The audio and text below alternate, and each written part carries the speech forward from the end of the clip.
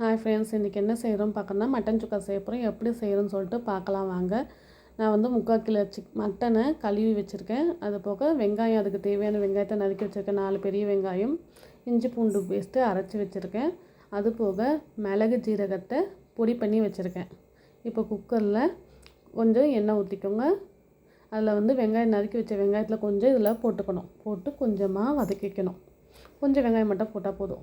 வதக்கிட்டு அதில் வந்து பார்த்திங்கன்னா கொஞ்சம் ஜீரகம் இருக்குல்ல, அந்த ஜீரகத்தை கொஞ்சமாக போட்டுக்கணும். இதில் ரொம்ப போட வேணாம், கொஞ்சமாக போட்டுக்கோங்க. போட்டு நல்லா வதக்கிக்கோங்க. அதுக்கப்புறம் அந்த அலசி வச்ச கறியை இதில் போட்டுக்கணும். கறி அப்படின்னா நல்லா மஞ்சத்தூள் போட்டு கழுவி வச்சுருக்க அந்த கறியை இதில் போட்டுக்கணும். போட்டு நல்லா வதக்குங்க. அந்த வாடை போகிற அளவுக்கு வதக்கினா போதும். தண்ணி வற்றணும் அப்படியெல்லாம் அவசியம் கிடையாது.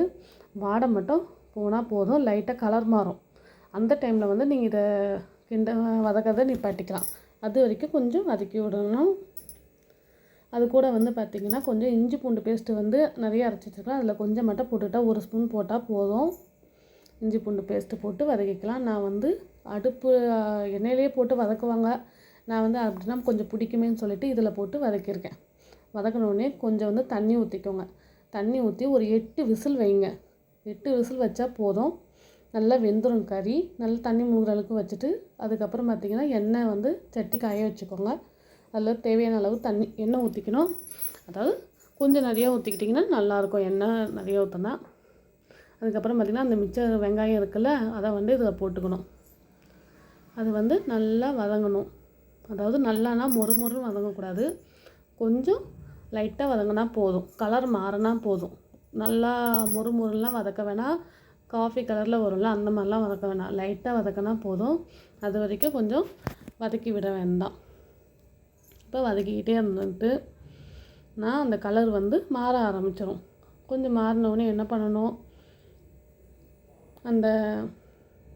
இப்போ பார்த்திங்கன்னா நான் கொஞ்சம் வதக்கிக்கிட்டு இருக்கேன். லைட்டாக கலர் மாறுது. அதே மாதிரியே வதக்கிக்கிட்டே வந்திங்கன்னா கலர் மாறிடும். அதுக்கப்புறம் அந்த நல்லா வெந்த கறியை இதில் போட்டுக்கணும். போட்டதுக்கப்புறம் மிளகு ஜீரகத்தூளை இதில் போட்டுடணும். அதையும் போட்டுட்டு வீட்டில் வந்து மசால் அரைச்சி வச்சுருந்தா அந்த 2 மசால் வந்து 2 கரண்டி போட்டிருக்கேன். இது வந்து தேவைன்னா போட்டுக்கலாம், அப்படி இல்லைன்னா இதை ஸ்கிப் பண்ணிக்கலாம். ஆனால் போட்டால் நல்லாயிருக்கும். வீட்டில் அரைச்சி வச்சது போட்டால் மிளகாப்பொடி நல்லாயிருக்கும். இப்போ இதை போட்டு நல்லா வதக்கி விடணும். அப்படி இது வீட்டில் அரைச்ச மசாப்பொடி வேணாம் அப்படின்றவங்க மிளகாப்பொடி போட்டுக்கலாம்.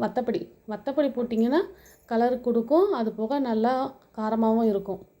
இது போட்டாலும் ஓகே தான். இது போட்டாலும் நல்லாயிருக்கும். நல்லா வந்து சுண்ட வைக்கணும்.